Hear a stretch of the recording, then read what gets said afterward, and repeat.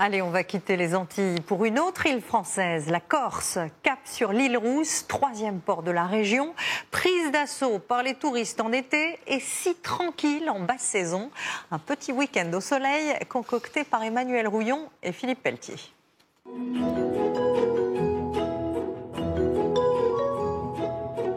L'île Rousse porte bien son nom. Ces îlots de roches rouges qui nous font face sont le symbole de la ville. Il nous tarde de découvrir tous ses secrets. Notre week-end commence dans la vieille ville, construite en 1758. Au hasard d'une ruelle, nous tombons sur cette boutique dont les odeurs nous attirent. Bonjour. Bonjour. Tout est cueilli par nos soins, transformé par nos soins et vendu par nos soins. Génial. Dans son atelier, Marie-Noël prépare des herbes aromatiques au parfum de la Corse. Des sels aromatisés aux agrumes, citron, orange, mandarine, clémentine.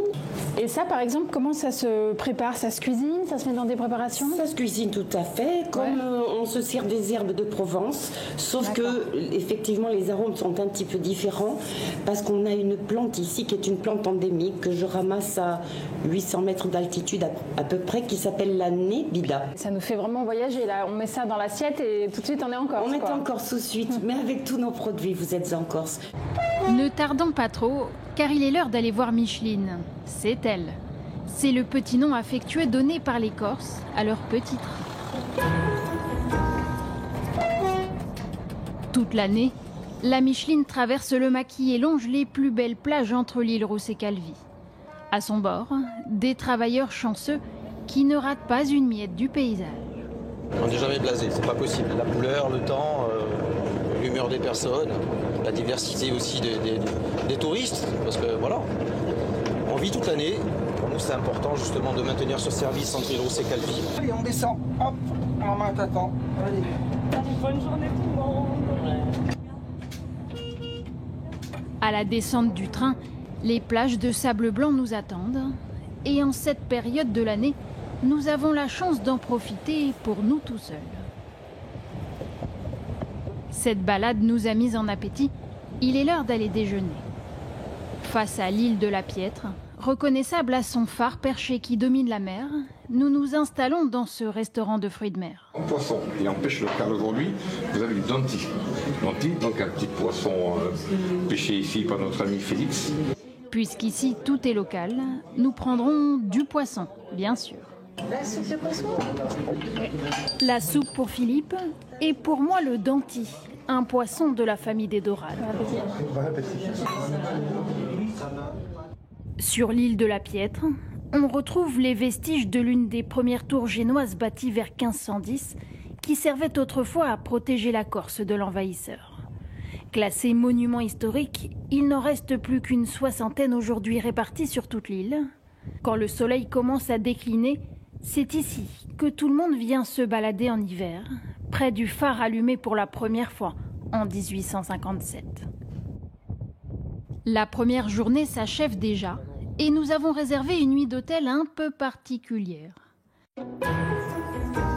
C'est une maison de famille, c'est la maison où je venais passer les vacances chez mes grands-parents. Où Caro loue des chambres troglodytes. Et la maison est construite tout autour de ce rocher, donc en fait il est présent dans plusieurs pièces à la fois. L'histoire de cette maison, qu'est-ce que c'est? C'était habité avant ou... Ah oui, au début, vraiment, les Corses vivaient dans ces endroits. Ils faisaient ce qu'on appelle le fougone, c'est-à-dire le feu au milieu de la pièce. Et d'ailleurs, moi, quand j'ai récupéré ces endroits, ils étaient noirs dessus. C'est une belle histoire de conserver ce patrimoine et de le faire surtout évoluer. Allez, bonne nuit. Comptez 85 € la nuit. Les chambres de Caro sont ouvertes toute l'année. Nous nous réveillons au son des cloches des troupeaux de brebis. En guise de petit déjeuner, allons goûter le broch, le fromage phare de l'hiver en Corse. Pierre Nicolas nous accueille sur son exploitation. Donc ça, c'est le fromage de brebis que vous faites alors? C'est ça, fromage frais. Super, il n'y a plus qu'à goûter. Il n'y a plus qu'à goûter. Merci. Attention parce qu'il est très bon. Ah ouais? Déjà, ça sent très bon.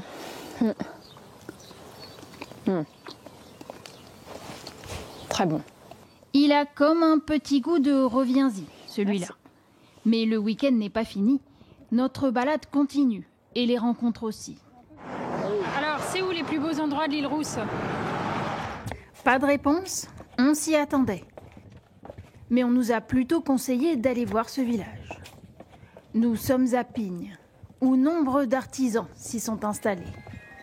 Comme cette fabricante de boîtes à musique, dont les premières notes s'échappent dans les ruelles.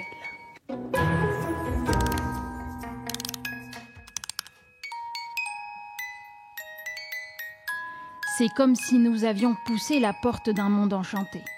Les figurines en bois prennent vie, sous nos mains.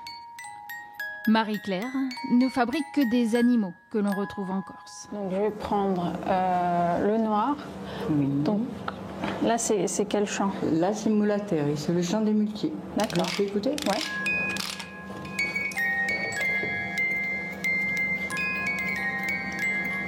C'est un chant qui a le rythme du trot. C'est vrai. On l'entend bien. On l'entend bien, ouais. C'est en musique et la tête pleine de souvenirs que se termine notre week-end à l'île Rousse.